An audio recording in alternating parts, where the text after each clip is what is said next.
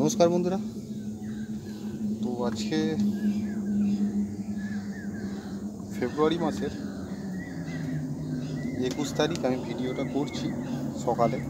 তো একদম current video এবং রিসেন্ট আপনাদের সামনে তুলছি 2025-এর ফেব্রুয়ারি মাস। তো এইখানে দেখতে পাচ্ছেন যে আমি মাটি রেডি করেছি গাছ কিছু রিপোর্টিং করার জন্য।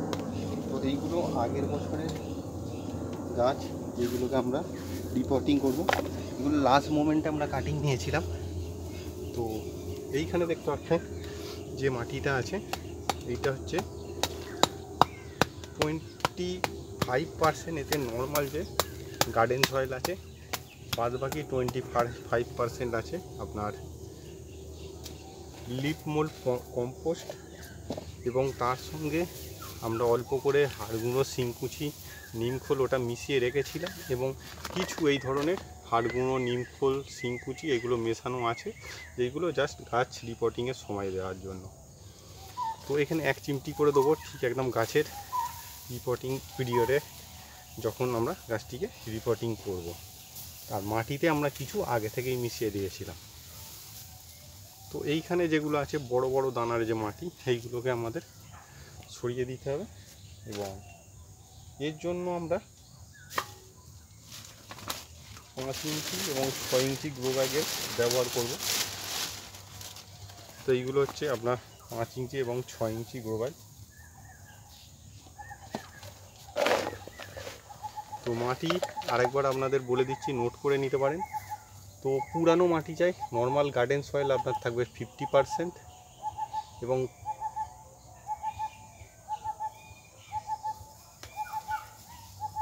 না ভুল হলো একটু, তো সরি। তো আপনার নর্মাল গার্ডেন সয়েল থাকবে 25%। আদার যেসব কম্পোনেন্ট, পাতা পচা সার, গোবর সার, হাড় গুঁড়ো, শিংকুচি, নিমখোল এইসব মিশিয়ে ওইটা থাকবে 25%। তাহলে 25% এবং 25% 50%।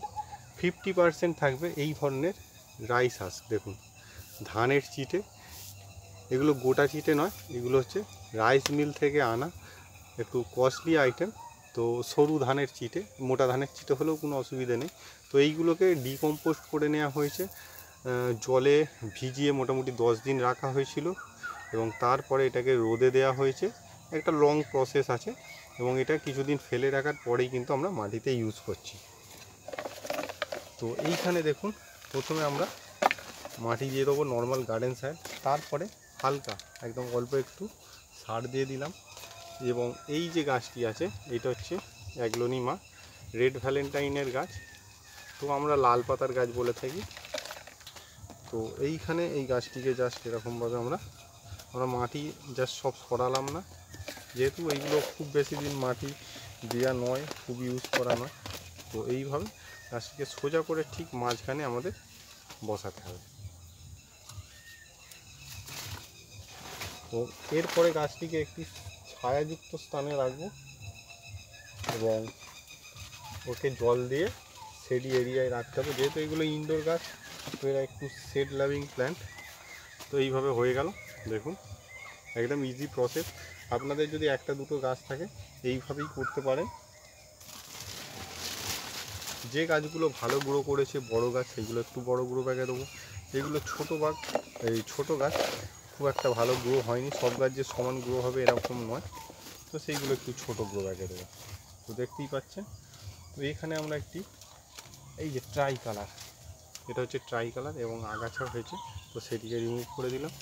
তো গাছটি দেখুন রুট বাইরে চলে আসছে, এবং আস্তে করে গাছটিকে আমরা বের করে নেব, এবং ধীরে ধীরে রেখে দিতে হবে। দেখুন রুট সিস্টেম মোটামুটি ভালোই হয়েছে।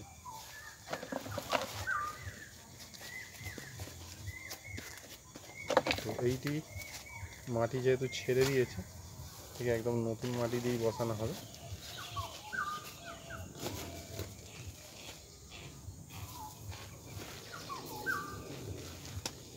আপনারা একদম মাটি ঝাড়িয়েও বসাতে পারেন, অথবা অল্প মাটি থাকবে সেই সময় তো বসাতে পারেন। আমার মতে মাটি একেবারে ঝাড়িয়ে বসালে সবথেকে ভালো হয়। কিন্তু যেহেতু এই গাছগুলো বেশি দিন নয়, সেই জন্য আমরা বেশি মাটি ঝাড়াচ্ছি না। এইটা দেখুন অনেক বড় গ্রো ব্যাগ।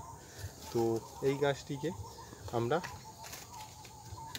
এই যে গ্রিন ভ্যারাইটির গাছটি আছে দেখুন, এর গ্রোথটা কত ভালো।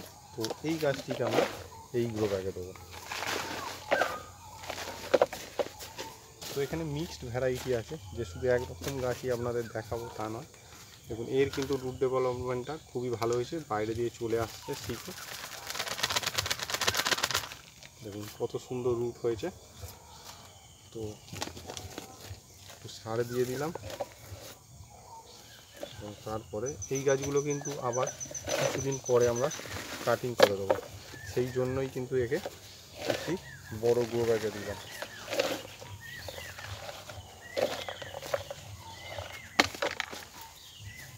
এইভাবে সোজাভাবে চারদিকে একেবারে সমান গ্যাপ রেখে বসাতে হবে, যাতে এইটাকে যখন আমি কাটিং নেবো, কাটিং নেওয়ার পরে এই চারিদিক থেকে যখন নতুন নতুন গাছ বেরোবে, সেইগুলো যেন একটা স্পেস পায়।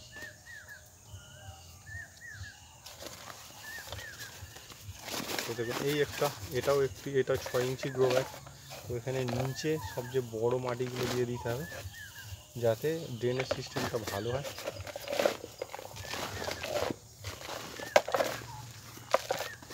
মাটি বেশি হয়ে গেল তো হালকা আবার একটু সার দিয়ে দেবো।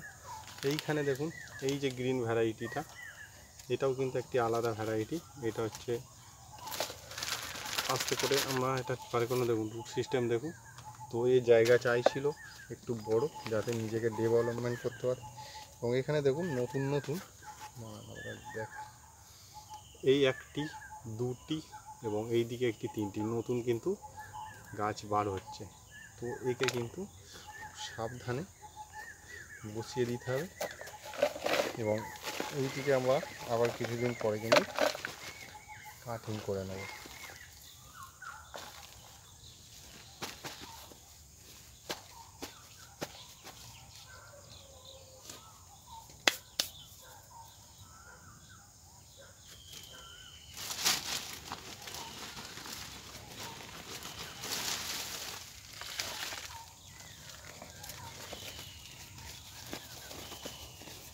তো এইগুলো সব পুরানো আমার গ্রো ব্যাগ, যেগুলো এবার কাজে লাগিয়ে দিচ্ছি, কেটে বা ফেলে দিইনি। তো এইগুলোকে আমরা রিসাইকেল হিসেবে আবার কাজে লাগাচ্ছি। তো এইখানে একটি গাছ নেবো, এবং এটা একটি গ্রিন ভ্যারাইটি। তো এই গাছটিকে নিচ্ছি। তো এখানে 8 থেকে 10 রকমের আমি ভ্যারাইটি এনেছি, এবং এর রুট সিস্টেম দেখুন। তো মাটির ওপর ডিপেন্ড করবে। দেখুন এইটুখানি গাছ, তার মধ্যে 1 2 3 4 5 6 7 8, ধরুন এইটুখানি একটি গ্রো ব্যাগের মধ্যে 8টা 9টা করে পাতা হয়েছে। নিশ্চয়ই এর পটিং সয়েলটাকে ভালো আমাদের করতে হবে, তবেই কিন্তু এই ধরনের রুট সিস্টেম হবে। এবং তারপরেই কিন্তু গাছ, রুট যতক্ষণ না আপনার খুব ভালো হচ্ছে, গাছ কিন্তু ততক্ষণ খুব ভালো হবে না।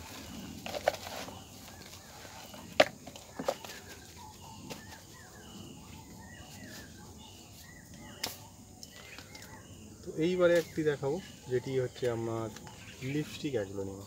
দেখুন এই গাছটিরও গ্রোথ ভালো, এবং এই গাছটিরও রুট ভালো হয়েছে। তো এতে কিছু আগাছা হয়েছে, সেইগুলো আমাদের রিমুভ করে দিতে হবে।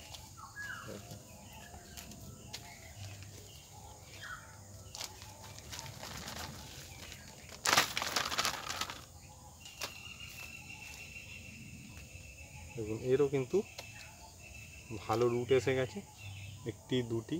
তো এই গাছের যেটা পচে গেছে সেই পাতাটাকে আমরা ফেলে দেবো, দিয়ে একটি ছোট, যেহেতু এর অল্প রুট আছে, তো একে আমরা একটি ছোট গ্রো ব্যাগে দিচ্ছি।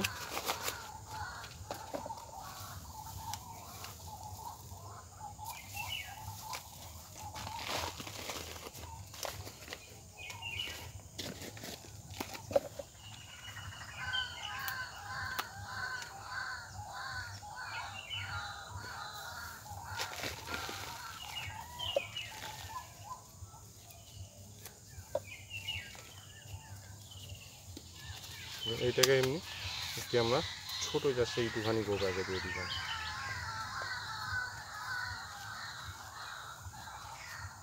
তো এইটুখানি গাছের জন্য একটা ছোটো গ্রো ব্যাগই প্রয়োজন, বেশি বড় দেওয়ার দরকার নেই।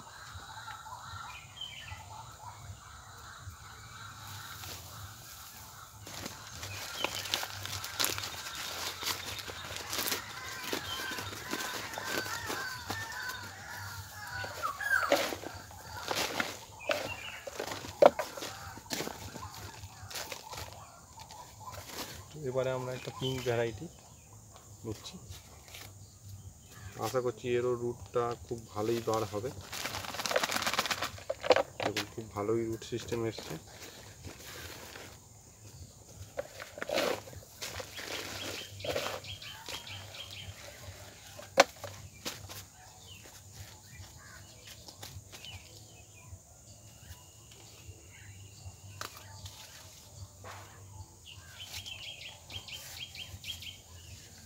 তো আজকের মতো এখানে ভিডিওটা শেষ করছি, নমস্কার।